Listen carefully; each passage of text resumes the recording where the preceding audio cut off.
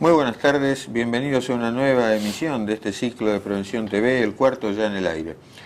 Bueno, el tema del que vamos a hablar hoy... El cuarto año, no, pues el cuarto ciclo. El programa del que íbamos a hablar hoy no es en realidad el que finalmente vamos a grabar, el que vamos a tener en la fecha, pero como nos viene pasando últimamente, alguien nos detiene por la calle, nos habla de un problema particular, en este caso una hernia hiatal que ya tiene indicación quirúrgica asociada a la historia de palpitaciones de la que hablábamos en el último programa. Lo discutimos con Javier, nos pareció interesante, nos pareció que el tema del reflujo gastroesofágico en particular es un tema de presentación frecuente en la práctica médica, con mucho diagnóstico erróneo por parte del paciente y del médico. Entonces dijimos, debiéramos dar alguna pauta en este sentido. Convocamos para esto un especialista que, bueno, tuvo la buena voluntad de acompañarnos en esto que se armó medio de urgencia. Es el doctor Daniel Jiménez, que es gastroenterólogo, hepatólogo, investigador, y va a charlar dentro de un ratito con Javier acerca de este tema puntual, la patología esofágica, la gastritis, el reflujo gastroesofágico. Así que luego de un breve corte, estamos con el doctor.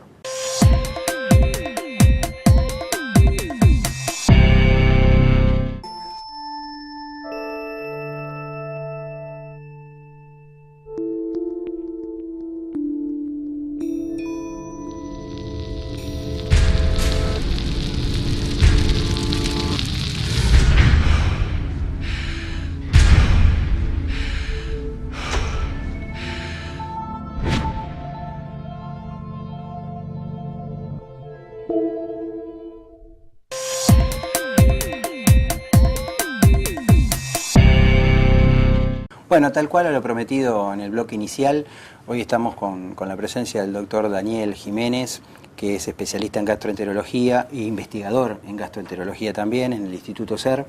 Así que bueno, para nosotros es un gusto. Y en la charla pasada del programa anterior estuvimos hablando de palpitaciones, que es un tema muy cardiovascular, pero nosotros hicimos el comentario de que había mucha patología, y en este caso del tubo digestivo, que podía también traernos ese tipo de sintomatologías. Entonces nos apareció apropiado invitarlo al doctor, porque hay un sinnúmero de patologías gastrointestinales que pueden cursar con esa sintomatología.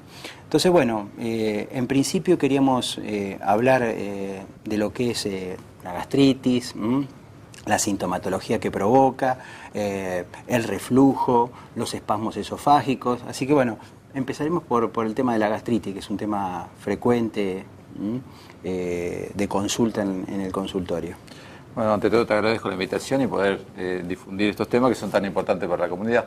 La idea tiene que ver con el exceso de ácido en el estómago, lleva muchas veces al reflujo si hay una alteración en la válvula del cardias. Para que tengamos una idea, el esófago es un conducto que va desde la boca hasta el estómago, pasa por detrás del corazón. Es un tubo, sus paredes son musculares y genera contracciones que hacen que la comida progrese. Esas contracciones tienen que estar totalmente coordinadas para que eso funcione bien. El problema está cuando esas contracciones se alteran, generan una incoordinación y provocan los famosos espasmos de esófago. Algo muy frecuente, pero a veces poco pensado porque es difícil de probar.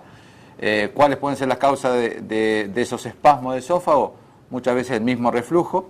La hernia hiatal es una patología frecuente, es la válvula que está entre el esófago y el estómago que no cierra bien, que permanece abierta y puede ser cuando estemos deambulando durante el día o cuando dormimos, que en el horizontal hay mayor reflujo. Entonces pasa el ácido del estómago al esófago, genera una irritación del esófago y eso hace que el esófago se inflame y se defiende también con contracciones o espasmos. Y durante el día el paciente que genera una esofagitis, sería ese proceso, durante la noche, durante el día tenga los espasmos, palpitaciones o contracciones que muchas veces hay que hacer el diagnóstico diferencial con lo cardiológico porque el paciente siente realmente un desconfort Esto que está diciendo Daniel es muy importante porque nosotros vemos muchas veces episodios de dolor precordial y que tienen que ver con esta sintomatología del espasmo esofágico. Obviamente que ustedes deben consultar porque no a través de esta charla van a poder discernir si se trata de una cosa o de la otra, pero por la proximidad, como él dijo, es el órgano que está muy pegado al corazón, el esófago, por lo tanto, la sintomatología que pueda tener ese esófago puede engañarnos y pensar que puede ser una sintomatología cardiovascular. Por eso la relación entre lo gastro... En realidad el organismo es un todo, no hay compartimentos disociados, no puedo disociar lo gastroenterológico de lo cardiológico. Como ustedes ven, hay síntomas comunes y son patologías distintas. Exactamente. Bueno, vamos al tema puntual de la gastritis. ¿Hay algún momento del día en especial que se produzca un aumento en la secreción de ácido clorhídrico y vos tendrías que medicarlo en ese momento? ¿Cómo es eso? ¿Hay algún ritmo circadiano de liberación de ácido clorhídrico? Básicamente la secreción de ácido se maneja por estímulos. El estímulo de la comida, el estímulo del estrés, las hormonas. Hay muchas, o medicaciones mismas que también aumentan la secreción de ácido. Hay muchas situaciones en las cuales puede aumentar la secreción de ácido, pero normalmente generalmente es postprandial, o sea, uno cuando come después aparece la hipersecreción del ácido, y en otros momentos donde el ayuno prolongado, también que decimos que hay que comer cada 2 horas, es por eso, porque el estómago está vacío, genera mucho ácido o ácido, y aunque no sea demasiada cantidad, ese ácido termina quemando las paredes del estómago. Y ahí es donde produce una gastritis, erosiva o no, o úlceras inclusive, por una mala programación del alimento. Por eso es tan importante comer cada 2 horas, las comidas principales, las colaciones, siempre tener el estómago ocupado con algo, si es posible, alcalino. Perfecto, para compensar, esa hiperacidez generada que tiene el estómago. Entonces, cuando una buena dieta no llega a compensar esa hiperacidez, terminamos generando una gastritis. Ahí es donde interferimos con medicación, que hoy por hoy es muy buena la medicación que hay para los bloqueadores de ácido, y con eso normalmente la dieta va bien. Te hacía la pregunta porque puntualmente, en general, por ahí se indican por la mañana, ¿no? Estos antiácidos o bloqueadores de la bomba de protones, y por si había algún ritmo, o por ahí es esto que vos estás comentando del tema del ayuno nocturno. Entonces puede haber una gran hiperacidez a la mañana temprano, antes del desayuno, y entonces por ahí uno le indica la medicación en ese momento como para contrarrestarlo. Exactamente, el tema de la medicación, dar en ayuda, es una medicación que su duración en el organismo tiene 24 horas teóricamente. Entonces, por costumbre lo damos en ayunas porque es un momento de buena absorción. Perfecto. Pero también muchas veces analizamos al paciente. Muchas veces al paciente, en vez de dárselo a la mañana en ayunas, se lo doy antes de la cena. ¿Por qué? Porque su mayor crisis o su mayor problema es cuando duerme, que justamente como decías vos, que el tema tantas horas, estar durmiendo, 8 horas, normalmente que uno no ingiere alimento, es donde mayor cantidad de ácido tiene el estómago y es donde mayor problema tiene el paciente. Así que nosotros nos manejamos de acuerdo al paciente también un poco la medicación, como la administramos. Bueno, hay una gastritis especial que ha surgido al diagnóstico y hace ya un tiempo esta parte, que es la famosa bacteria en el estómago. ¿Por qué no nos aclarás de qué se trata y cómo tenemos que hacer? Encarar por un lado el diagnóstico, y cómo hacemos el tratamiento para estas gastritis especiales con bacterias.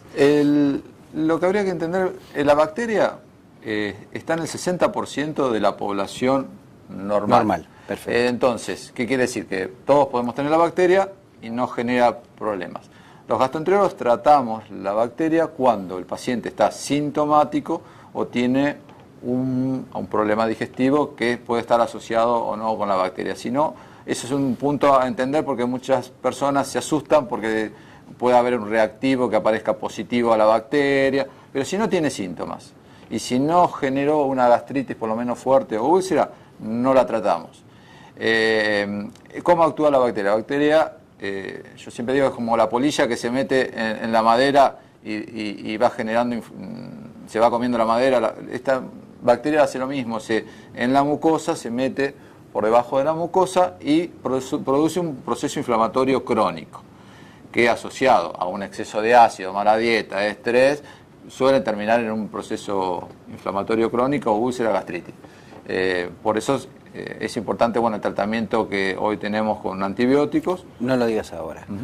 Espérenos un breve corte y enseguida continuamos con el tratamiento de esta patología y vamos a seguir hablando de patología digestiva. Quédense ahí, no toquen el control remoto.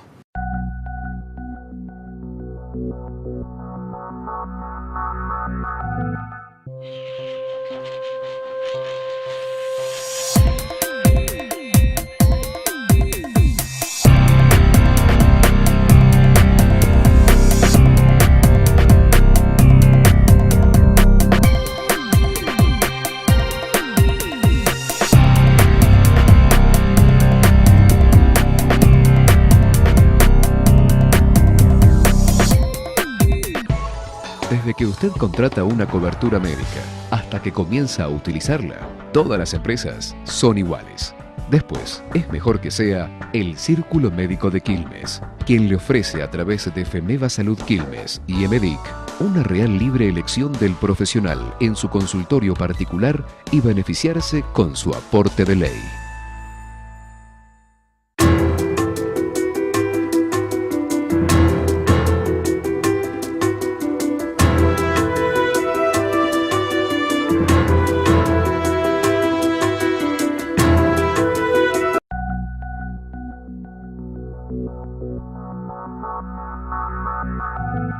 Bueno, estamos hablando de la bacteria y ibas a empezar el tratamiento de la gastritis generada por esta bacteria, que como dijo el doctor, para aquellos que nos sintonizan en este momento, el 60% de la población la tiene la bacteria, pero no en todas ellas genera patología.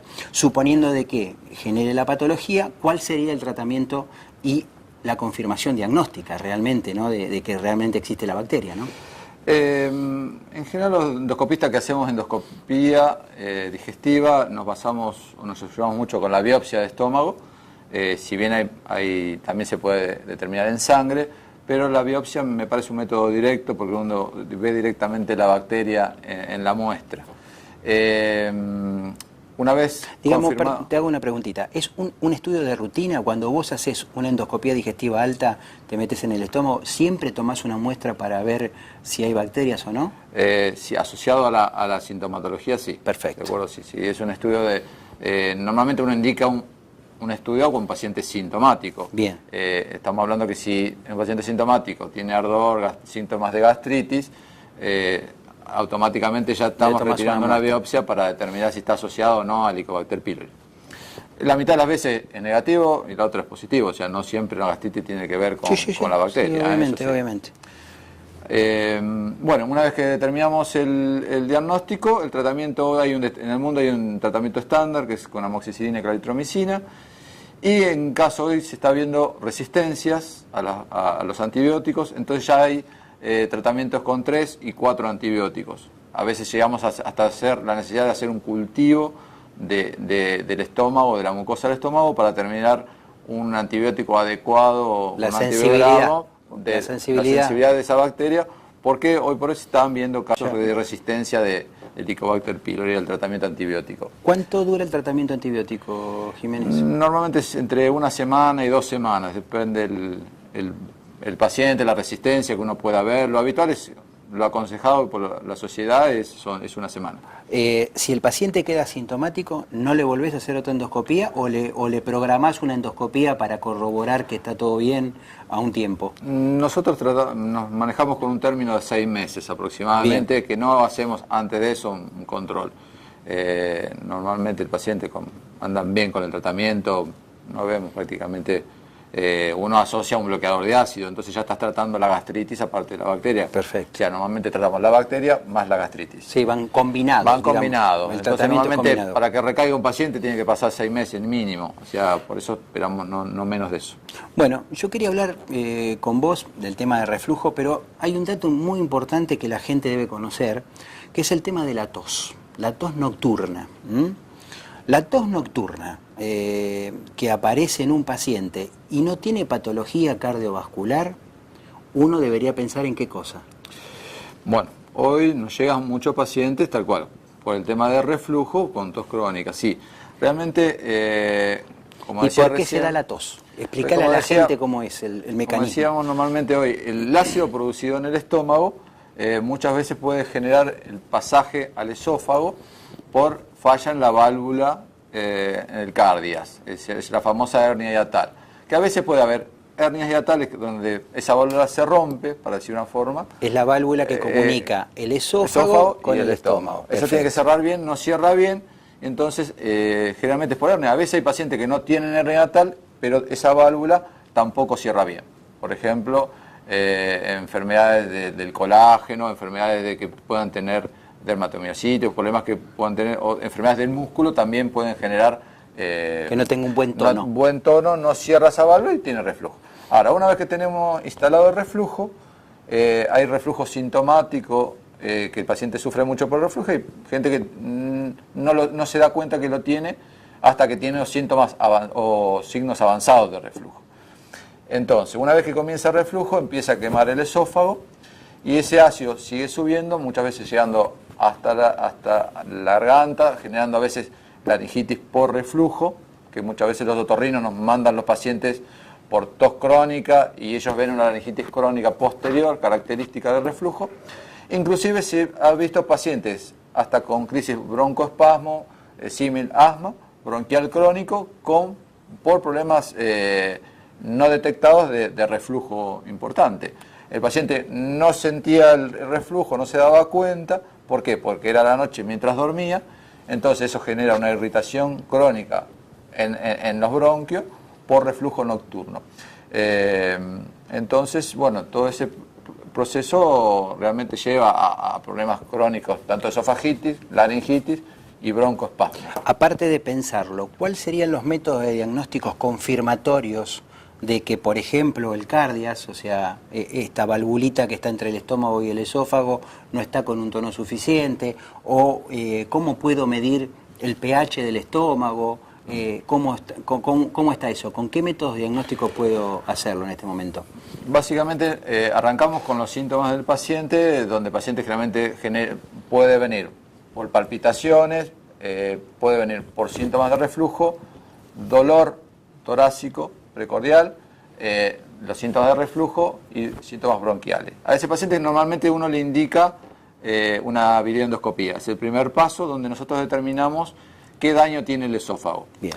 Curiosamente, muchas veces el paciente tiene síntomas de reflujo y puede ser que no tenga lesiones todavía el esófago, porque el esófago es como que es resistente hasta cierto punto. Siempre digo hasta que se cansa.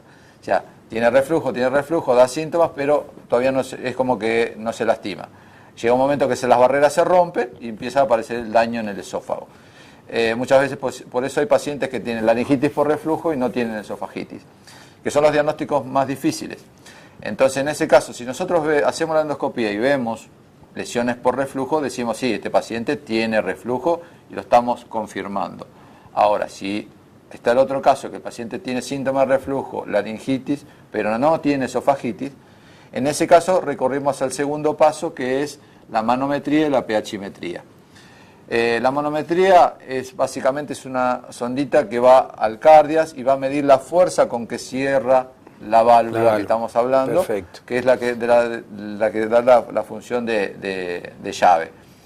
Me va a decir si cierra o no bien y si está desplazada del lugar o corrida, como sería el caso de una hernia. El segundo paso es la pHimetría.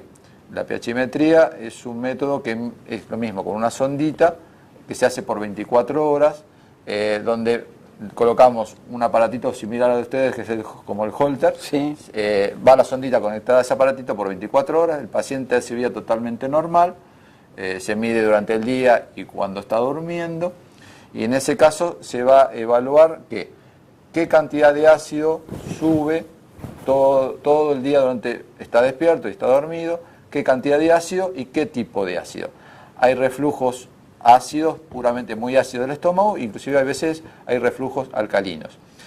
Por eso nosotros normalmente ya hacemos directamente la pHimetría de 24 horas con impedancia, porque si nosotros hacemos la pHimetría común como se venía haciendo, diagnosticamos los reflujos ácidos pero no los alcalinos. Ya la impedancia, que es un anexo que se puede utilizar, directamente ya marca todo tipo de reflujo, alcalino y ácido, y a su vez lo cuantifica. Me dice qué cantidad de reflujo tenemos durante todo el día.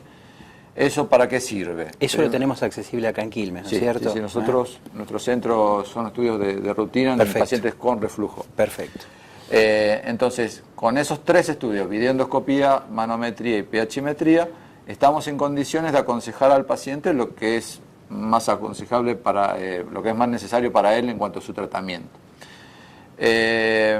¿Cuándo indicás el tratamiento quirúrgico? Nosotros generalmente arrancamos con un tratamiento médico. El tratamiento médico tiene un 95% de éxito. Bien. Realmente es muy buena la medicación que hay. Ahora, hay un 5-6% que no responden. Ese paciente es candidato a cirugía.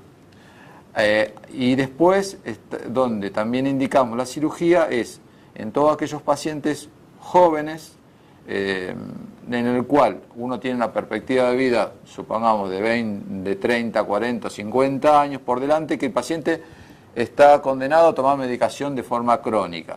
Entonces, ese paciente también, si bien anda bien con el tratamiento médico, tiene la opción de la cirugía endoscópica para resolver el tema del reflujo. Y cerrar el cardias y darle más tono. La cirugía del reflujo laparoscópica tiene excelente resultado, en buenas manos. Está aproximadamente entre un 93-96% también de efectividad. Muy bien. Con muy baja morbilidad. O sea, los efectos adversos generalmente no se dan, bajo riesgo. Realmente vale la pena al paciente que realmente está afectado. Está bien.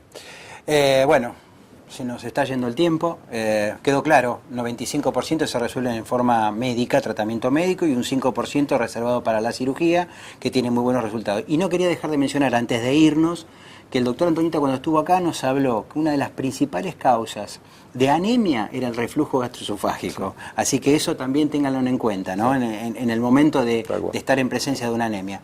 Doctor Jiménez, muchas gracias por tu tiempo. Gracias a vos por invitarnos. Vamos a un breve corte y cerramos el programa.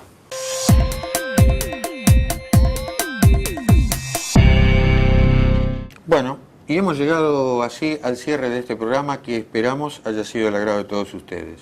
No se olviden de las recomendaciones que les dio, no se olviden de las colaciones, que son una cosa muy importante, más allá de lo que opine un diabetólogo o un cardiólogo. Hay otra razón para comer por allí en menos cantidad y durante un tiempo más frecuente. No se olviden aquellos que tienen una historia de asma que no termina de encajar, que la razón puede estar en otro lado. No se olviden de pensar en el gastroenterólogo, luego del cardiólogo, cuando tengan alguna historia de dolor de pecho repetitiva. No se olviden de combatir el estrés, que también está de todo esto. No tengan miedo de la bacteria, después de lo que le hemos escuchado a Daniel. Esa tos crónica, que por ahí no encuentran el origen, que usted va al neumonólogo y tampoco descubren de qué se trata, puede tener un correlato con un reflujo gastroesofágico nocturno. Así que bueno, hay muchas cosas entrelazadas entre lo que es gastroenterología y cardiología. Por eso queríamos exponérselo, para que ustedes tengan un panorama más claro de eso, pero no se olviden, siempre deben consultar a su médico de cabecera. No se olviden de Facebook, porque allí tienen la página web del programa, donde todas estas consultas que ustedes tengan para el doctor Jiménez serán resueltas. Y bueno, yo tendría que seguir con no se olviden, no nos olvidemos, nosotros en particular, de ustedes. Muchísimas gracias por la fidelidad, y de nuestros sponsors que hacen posible este programa.